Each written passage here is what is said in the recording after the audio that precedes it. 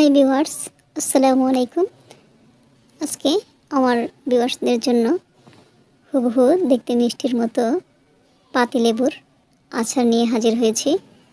দেখে মনে হচ্ছে রসগোল্লা, অ্যাকচুয়ালি এটা কিন্তু রসগোল্লা না, এটা লেবু দিয়ে তৈরি আচার। আর এই দেখতে মিষ্টির মতো পাতিলেবুর আচারটা আমি কীভাবে তৈরি করলাম সেই ভিডিওটা শুরু থেকে শেষ পর্যন্ত আমার সাথেই থাকুন এবং দেখতে থাকুন। এখানে আমি কিছু পাতিলেবু নিয়েছি 12টার মতো, খোসা ছাড়িয়ে নিলাম। এখানে দিয়ে দিচ্ছি 4 চা চামচ লবণ। লবণটা দিয়ে আমি এগুলোকে একটু উল্টে পাল্টে নিচ্ছি যেন প্রত্যেকটার গায়ে গায়ে লবণ লেগে যায়। আর এখানে আমি 4টা লেবু কেটে নিয়েছি, এটার রস বের করে নেব। মূলত আমি আগে যে লেবুগুলো খোসা ছাড়িয়ে নিয়েছি একেবারে শুকনো করে ধুয়ে আগেই শুকনো কাপড় দিয়ে মুছে তারপরে আমি খোসাগুলো ছাড়িয়েছি, তাই লবণটা গায়ে লাগতেছে না। এখানে 4টা লেবুর রস বের করে নেওয়া হয়ে গেছে, দেখতে পাচ্ছেন। এবার আগে থেকে লবণ মাখিয়ে রাখা খোসা ছাড়ানো লেবুগুলা নিয়ে এলাম। এক এক করে একটা শুকনো কাচের জারে ভরে নিচ্ছি।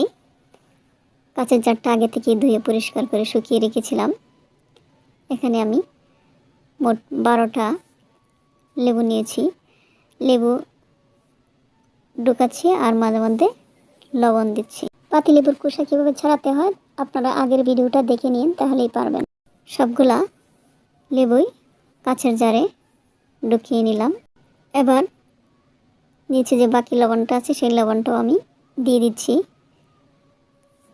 এই রেসিপিটা মূলত ইউটিউব থেকে নেওয়া, এক আপুর থেকে দেখেছিলাম, তবে উনি আমার চেয়ে লবণ আরও বহুগুণে বেশি দিয়েছিলেন। এবার আমি লেবু থেকে বের করে নেওয়া রসটা দিয়ে দিলাম। কাচের জারের চিপিটা লাগিয়ে এবার আমি এভাবে উল্টে ঘুরিয়ে ঘুরিয়ে নেড়ে দিচ্ছি যেন লেবুর রসটা সবকটা লেবুর গায়ে লেগে যায় আর লবণটা গলে প্রত্যেকটা লেবুর গায়ে গায়ে পৌঁছে যায়। এভাবে নেড়ে ছেড়ে আমি রেখে দেব। আর প্রতিদিন একবার করে এভাবে উল্টিয়ে উল্টিয়ে নাড়ব যেন প্রত্যেকটার গায়ে গায়ে লেবুর রসটা পৌঁছে। এভাবে জাকি দিব, রেখে দিচ্ছি। ফিরে আসছি 6 দিন পর। এভাবে প্রতিদিন আমি একবার একবার করে জাকি দিয়ে রেখেছি। 6 দিন পরে দেখতে পাচ্ছেন মাশাআল্লাহ, দেখতে হুবহু রসগোল্লার মতো। অ্যাকচুয়ালি কিন্তু এগুলো রসগোল্লা না। চলুন আমি একটু বের করে পরিবেশন করে আপনাদের দেখাচ্ছি এক এক করে। যেভাবে আমি ঘুরে ঘুরে নিয়েছি, দেখতে মনে হয় যেন আসলে একেবারে রসগোল্লা। যাই হোক, আমি আপনাদের একটু পরিবেশন করে দেখাবো। এক এক করে আমি আমার লেবুর মিষ্টিগুলা বের করে নিচ্ছি। মাশাআল্লাহ, খুবই সুন্দর দেখাচ্ছে। তবে আজকের এই রেসিপিটা খুবই দুর্দান্ত নয়, দেখতে যদিও রসগোল্লার মতো, খাইতে কিন্তু রসগোল্লার মতো নয়, একেবারে তেতো। এতটাই তেতো হয়েছে যে কি বলবো, খাওয়ার মতো না। আমি যদি ওই আপুর পরিমাণ মতো লবণ দিতাম তাহলে এগুলা মুখে দেওয়ার মতোই হতো না। এবার পরিবেশন করে নেওয়া মিষ্টিগুলোর উপরে আমি শিরা দিয়ে দিচ্ছি। দেখতেই পাচ্ছেন লেবুর রসে শিরা হয়েছে।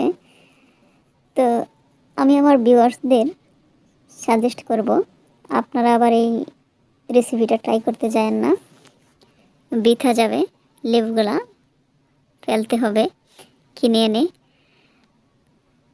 তো এখন আপনারা আমাকে প্রশ্ন করতে পারেন তাহলে আমি কেন এই রেসিপিটা শেয়ার করলাম। মূলত আপনাদের জানানোর জন্যই, যেন আপনারা ইউটিউব থেকে সকল ভিডিও দেখে কপি করতে না যান। আমি একটু কেটে দেখাচ্ছি। ভিতরে মাশাআল্লাহ মিষ্টির মতোই হয়েছে, কিন্তু মিষ্টির মতো খেতে নয়, এতটা তিতো হয়েছে। আমি একটু মুখে দিয়েছিলাম যে আমার একেবারে হালক পর্যন্ত তিতো হয়ে গিয়েছে।